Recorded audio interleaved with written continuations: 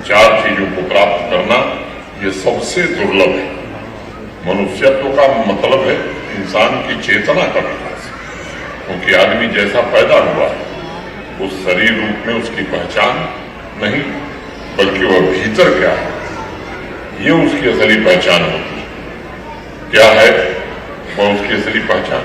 इसलिए संतों ने हमेशा भेद समझाने के लिए कहा है इंसान और पेड़ में फर्क सिर्फ चेतना का है, चैतन्य का है।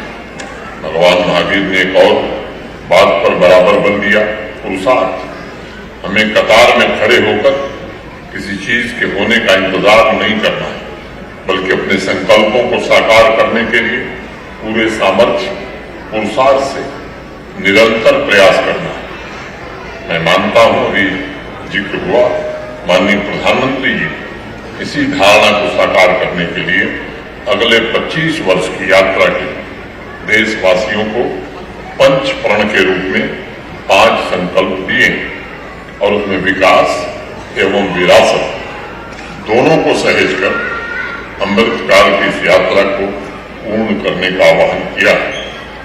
पिछले 3 वर्षों की नवनिर्माण की यात्रा में जम्मू कश्मीर भी उस मोड़ पर पहुंचने की कोशिश कर रहा है जहां हम कह सकते हैं कि अनेक लक्ष्यों के करीब हम पहुंचने वाले हैं। अगस्त 2019 में जम्मू कश्मीर की धरती से आदरणीय प्रधानमंत्री जी ने सभी प्रकार के भेदभावों को समाप्त किया और मैं देख रहा हूं, प्रसन्नता है मुझे कि पिछले 3 वर्षों में जम्मू कश्मीर सम्यक गति से देश के साथ कदम से कदम मिलाकर आगे बढ़े इसकी कोशिश कर रहा है। और मैं मानता हूं कि दूर दराज के अनेक ऐसे इलाके जो असंतुलित विकास से पीड़ित थे उन्हें भी मुख्यधारा से जोड़ने की कोशिश हो रही है। दशकों से भेदभाव के शिकार हुए वंचित आदिवासी वर्ग को आर्थिक एवं सामाजिक न्याय प्रदान करने की कोशिश हो रही है।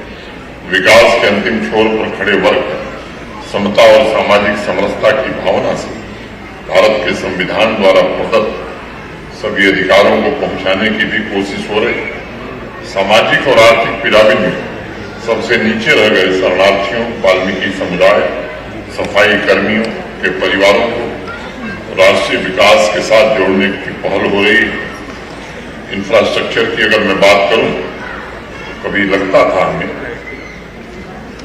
कि समय के पहिए को रोक दिया गया है, लेकिन आज मैं कह सकता हूं कि 1 लाख करोड़ से ज्यादा के हाईवे और टनल के प्रोजेक्ट आज जम्मू कश्मीर में माननीय प्रधानमंत्री जी के कारण हो रहे हैं। आर्थिक और सामाजिक विकास समान रूप से सबके पास पहुंचे।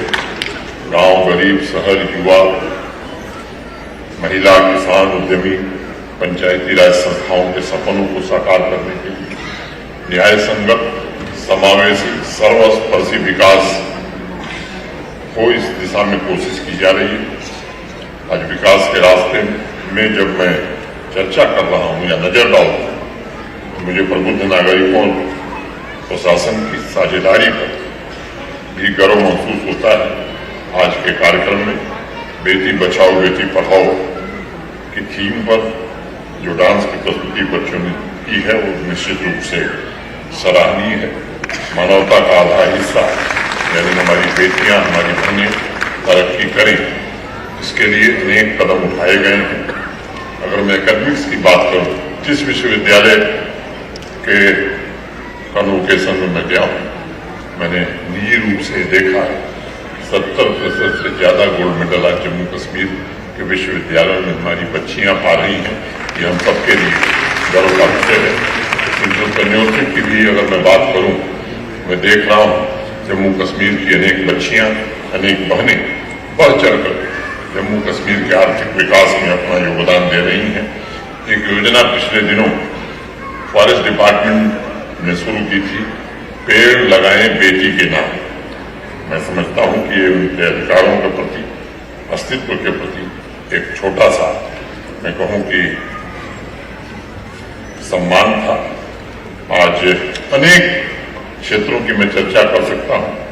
जैसा बताया गया, मुझे अभी एयरपोर्ट जाना है। मैं श्री श्वेतांबर स्थानक वासी जैन सभा का बहुत बहुत आभारी हूँ, जिन्होंने इस महत्वपूर्ण आयोजन में मुझे उपस्थित होने का अवसर दिया। भगवान महावीर मानवता के पथ प्रदर्शक थे और आज जब हम विश्व की सबसे बड़ी ताकत बनने की तरफ अग्रसर होने की कोशिश कर रहे हैं, तो उनके विचारों की गहराई को समझने, उसे जीवन में उतारने का प्रयास हम सबको करना होगा। और मुझे विश्वास है कि उनके आशीर्वाद से उस दिशा में हमारे कदम सही ढंग से आगे बढ़ेंगे। हमारे दिन प्रतिदिन के आचरण में, हमारी आध्यात्मिक भौतिक तरक्की में, समाज के कल्याण में भगवान महावीर के संदेश और आशीर्वाद ही हमारा मार्ग प्रशस्त करेंगे। इतनी बात कहता हुआ मैं आप सबके प्रति हृदय से कृतज्ञता ज्ञापन करता हुआ अपनी बात पूरी करता हूँ। धन्यवाद। जय हिंद।